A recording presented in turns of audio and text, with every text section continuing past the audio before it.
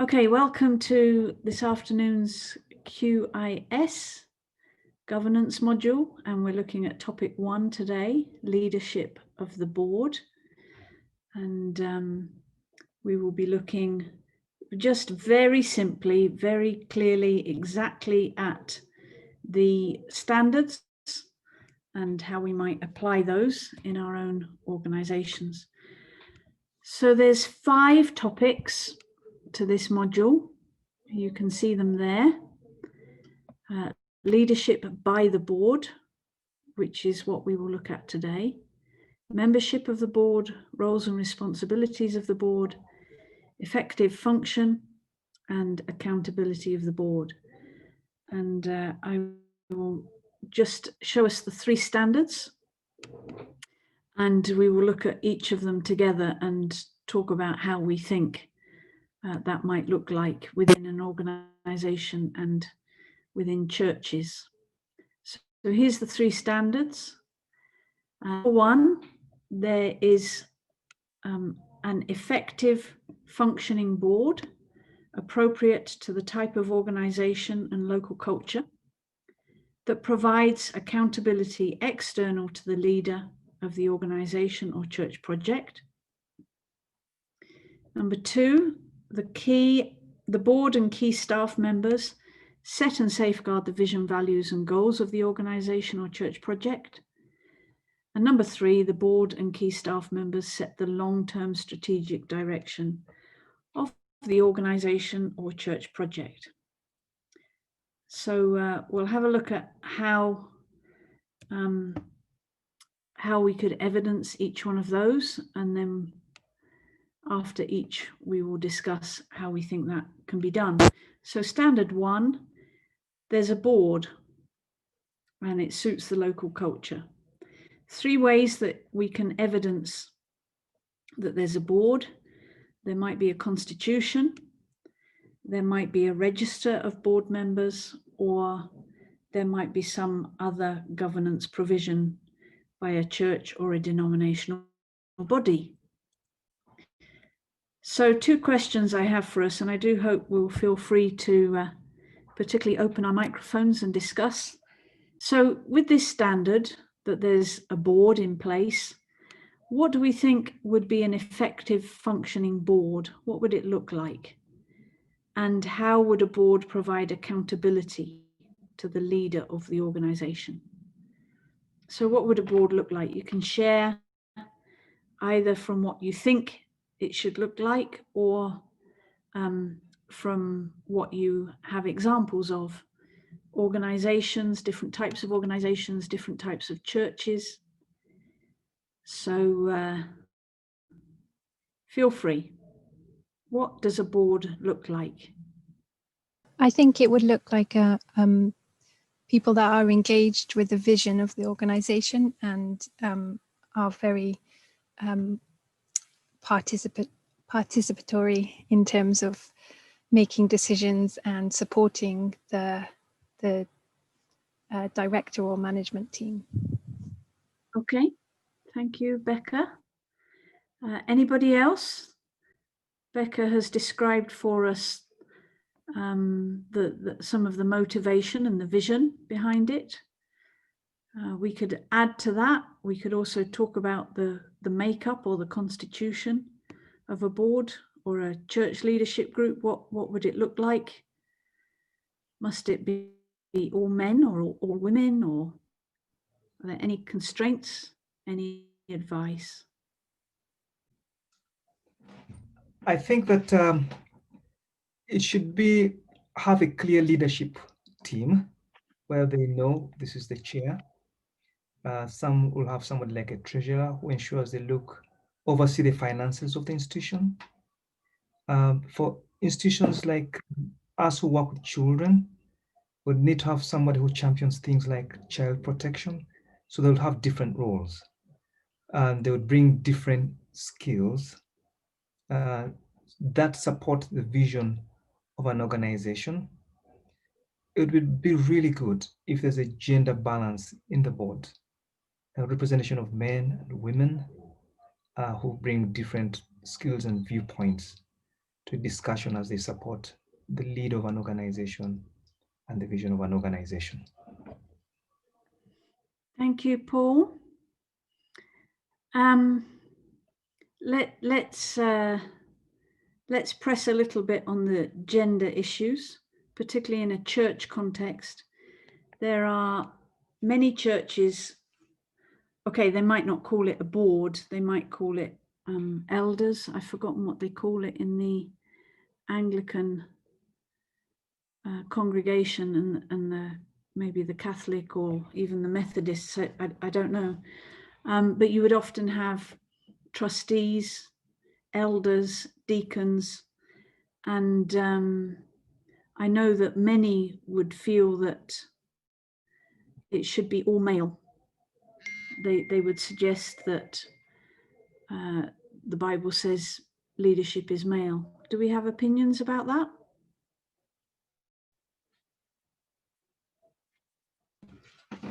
I do. I've at the church I go to, I belong to a board of elders, and it is all male. And I'm told it's for theological perspectives that's where it's drawn from. But I also know that once upon a time they had elders and their wives sitting in board meetings, and I think they had some practical challenges. So they said where they felt some things that were privy to the board then went into a prayer meeting before they could, before any agreement would be reached. That was the impression I got, that there are practical reasons, but I've also had that theological perspectives as to why people feel that's the board. It should be male. And then when you go to the other leadership structures, they've have women being part of that. And I know that the other similar churches which have women though on the board. Okay. So I'm interested in that. I'm not sure I'm going to comment on my own opinion, but I'd be interested to hear from others whether that would be a situation in other churches where leadership at the senior level in a church theologically should be male, or whether we have another opinion to that. It's important for us to understand because we're working with churches from various theological backgrounds. So one of the things about working in the network is we don't talk about theology unless we're talking about the story of salvation and the work of the church in helping children. So we don't tend to get into these things, and it wouldn't be for the network to be walking into a church and saying you must have women or you mustn't have women. But we might be drawn on those. So I'm just interested whether people have any perspective on that. Does anybody want to comment on male and female leadership? Yes, Humphrey. Yes, I'm really not sure whether I know the regulations that govern churches when they are registering. I don't know whether some churches are just registered not being NGOs, they might be faith-based, but they are registered under the NGO Bureau. And when we look at the NGO statutes, I think in the composition of the board, there is an element of considering gender. There is even, I think you can call it a certain percentage to be male, another one to be female. So I don't know how that matches with the theological beliefs of different churches. But that aside, I think that is, I wanted to use a very strong word, but it's kind of backwardness. I think we really need to get away from that and know that it's important to have a mix, because then that's when you even have a very rich and productive deliberations in such meetings. And because of that, if you are all the same gender, then you are likely to lose out in certain perspectives because you might be one-sided or even just forget even when it's not intentional about some important issues to do with gender. So I think I don't agree with that. It's something that is important, but it's also to find out whether they are operating under the NGO statute, then that means they are not doing the right things according to it.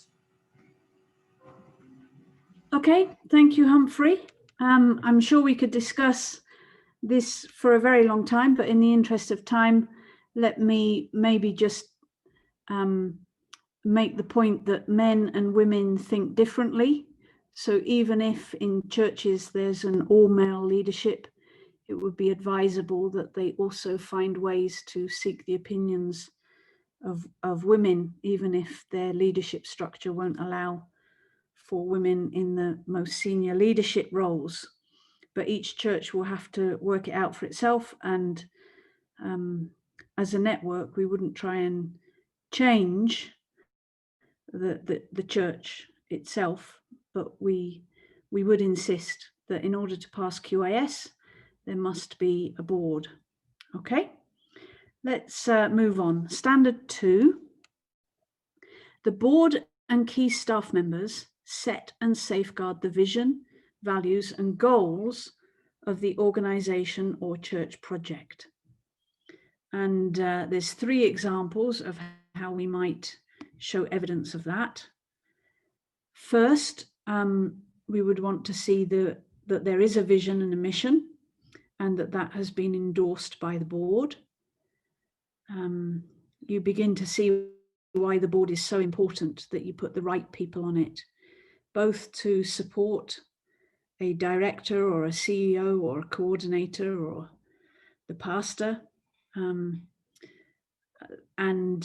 you know, to help them with the vision and the mission and to keeping true to it. So to support them in it, but also to make sure that you don't go far from your original purpose. So that's one evidence. Second, in the case of a church project, the project's vision and mission are agreed by the church leadership body. So if you're talking about a children's ministry, there's many churches, particularly in South Africa where QIS was designed, where children's ministry and outreach is set up as a separate thing to a church. It's not a part of an integrated ministry. Rightly or wrongly, that's the way it is. And therefore, that ministry, that project, would have its own setup and agreed processes. And then thirdly, you might have minutes of the board when they have discussed a revision or a confirmation of the vision, values and goals. So our 2 discussion questions: how often do you think the vision, values and goals of the organization or church should be reviewed? And what would be a good process for that review? So if you're going to support an organization through this process of governance, review and change,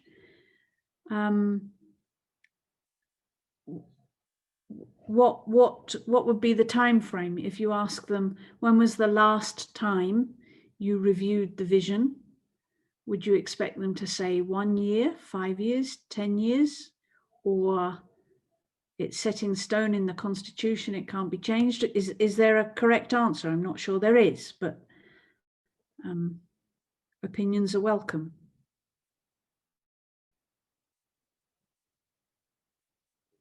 Feel free to open your mic and share your opinion. How often do you think these things should be reviewed?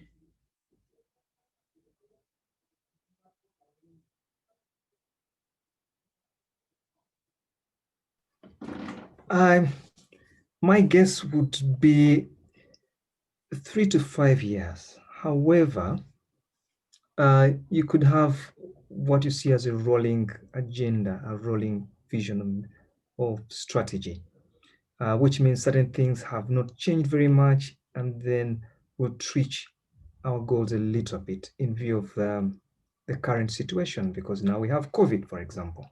You might want to rethink how you do your strategy. So there are certain aspects of your strategy that might change. And the strategy is the question of how do I achieve the long-term vision? A few things need to be shifted.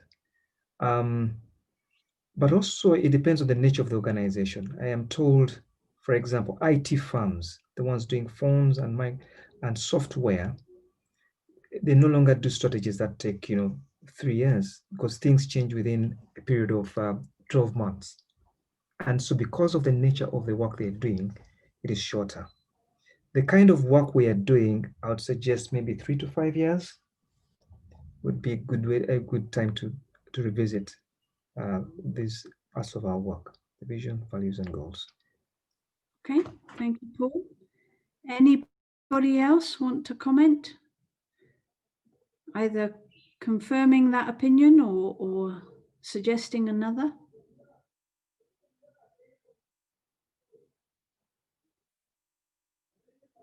Is there a difference between how long between a review of the vision compared to a review of the values or the mission or the goals? Is there any difference there?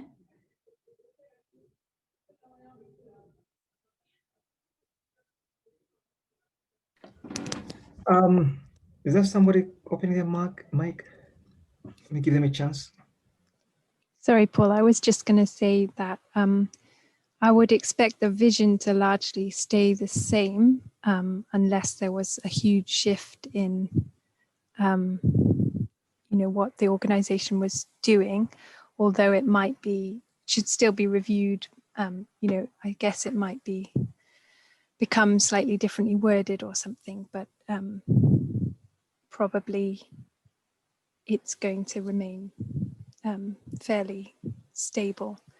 Whereas along with the values and goals, really, although maybe the goals is the thing that would probably change the most often in terms of as goals are met, or as the focus changes depending on the needs or the circumstances. I don't know if everyone agrees with that or not. It sounds sensible. Anybody else want to comment?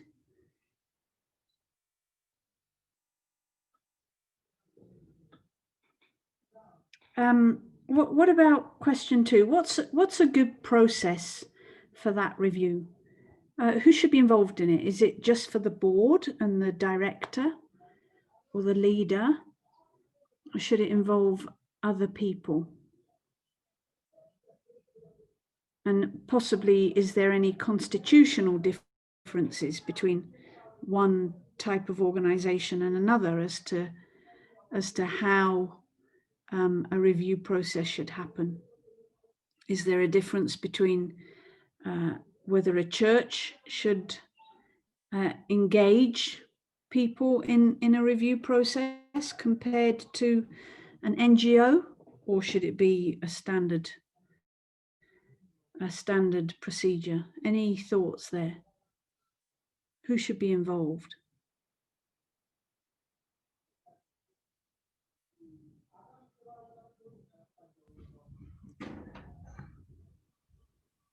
I think that it's a standard procedure, because the idea would be to get as much information as possible from your clients, from your beneficiaries, from your service providers, from the people that are stakeholders in your program. If you're doing a business, you want to find out whether the quality of your product is good, whether people like the time within which you give it. If it's a service in hospital, you want to find out whether their clients are happy, the service is fast, and you need to change certain things. If you're working in the church, you want to find out whether the members of the church are happy, whether the communities feel like their lives are being transformed because of a church.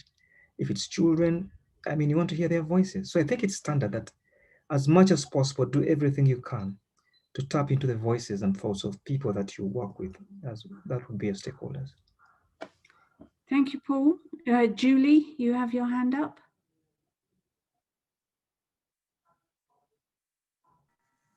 Good afternoon. Good afternoon. I'd like to share our experience at the church where I go to. We do reviews at department levels, like the youth ministry has a youth leaders, but also the youth leaders organize youth meetings. So it is through those such meetings that ideas are generated on what the youth want to do, and where they would want to go, and what bigger and shorter plans they have. And that still happens for children's ministry. There's a strategic plan for children's ministry as a ministry that is shared with at parish council levels, but it's also it's generated from the children and the teachers, and then there's a committee for children. There's also mothers union, so mothers have meetings and their leaders send their ideas to the parish council. The same thing happens for fathers, Christian women, and Christian men. So review process is not, for us, the review process is not like bring the whole church together, but people come with their views through their different departments and are forwarded to the main board, which is the parish council, through their department leaders. And that happens continuously. Then after 5 years, there's a change of the parish council. That's what I want Thank to you very share from much. my church. Thank you. Thank you. Okay, the third standard under leadership by the board. The board and key staff members set the long-term strategic direction of the organization or church project. So this is, I guess we've talked a little bit about this already, but the vision, mission, goals is different from the long-term strategic direction. I wonder if anybody could dare to try and describe the difference between a long-term strategic direction compared to a vision. And the two types of evidence that can be provided are written plans setting out a future strategy, or minutes from the board where the strategy has been reviewed. Okay. So my two discussion questions: what's the most important factors to consider in setting a long-term strategic direction? And again, how could the board involve others? I think Julie has answered a part of that, but we've just got 5 minutes. So the first question, which I guess I've just added, is what's the difference between a strategic direction and a vision and mission? What's the difference between those two things? And then what's the most important factors to consider when we're doing that? So who would like to brave an answer?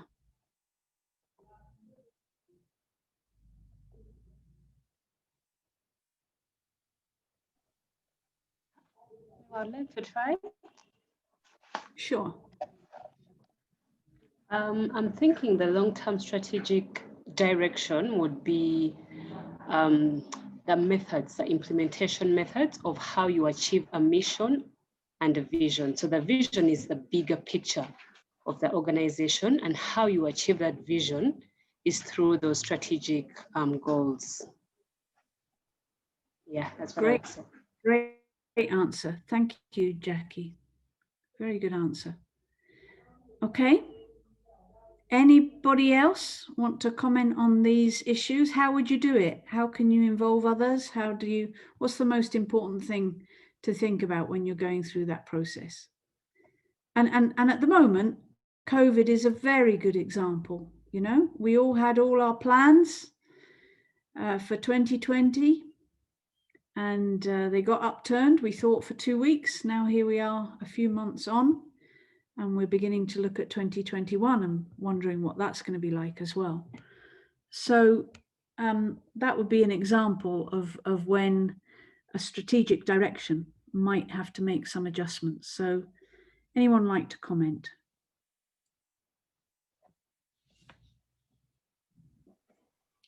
I think about what we just said, which is context, what's happening now. And the big question we ask ourselves is what is the future likely to be like? It's a bit of scenario planning. If we did this, what would the future look like? If we did not do this, what would the future look like? If we did not respond to COVID now, what would the future look like? If we did not help children now? So there's those questions around scenario planning, but then also ask ourselves whether as a team, we have the capacity to deliver the organization into the future. It's one thing that we'd want to look at. Do we have what it takes in terms of capacity and competence in achieving our strategic direction? That's something I'd have wanted us to think about. But also as a country, where are we going? Or as a ministry working with children, what is the emphasis? What's the priority for the country? What's the priority for the, for the child workers in this country? Ministry of Gender, Labor and Social Development, what do they see as their priority? Because we want to make sure that we are in sync with them as well. I think that's it. Thank you, Paul. Anybody else with any thoughts or practical experiences of guiding a church or an organization through planning a strategic direction?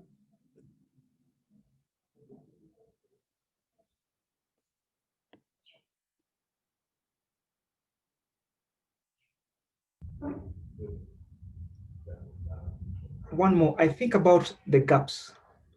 When we've got to ask that question, what is the current gap all we have?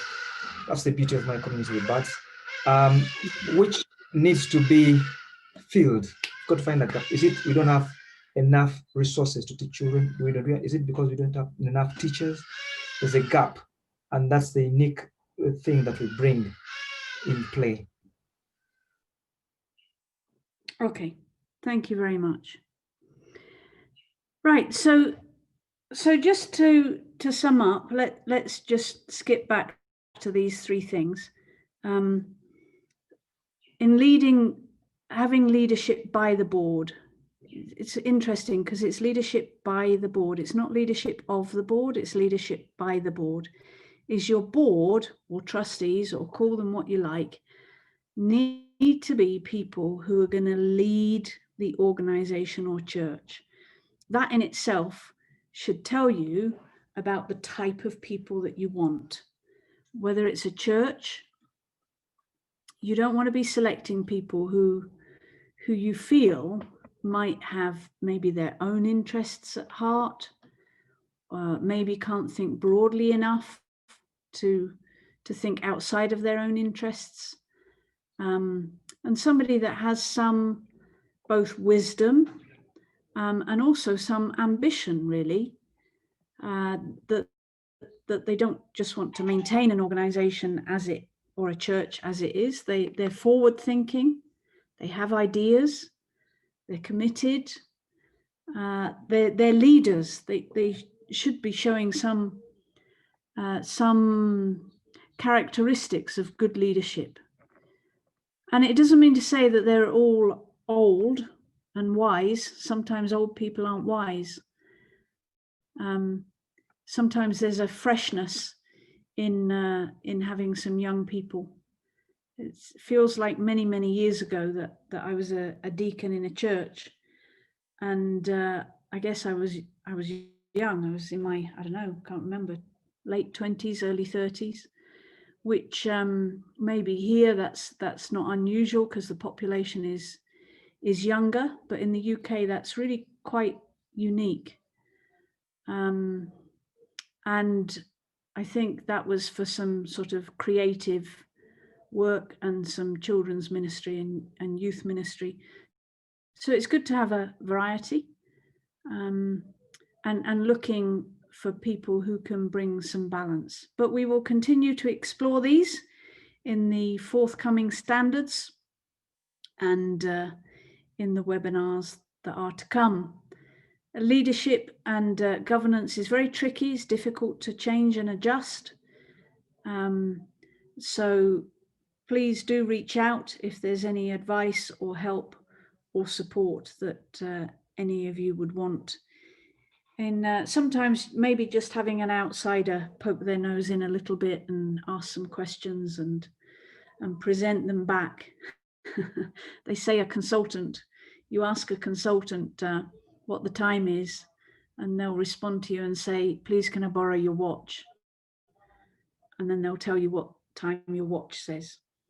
So if there's members who don't quite know where to look, it's okay, you can ask us and we'll ask to borrow your watch and we'll tell you what it says. Okay, thank you all for today, and we look forward to another occasion.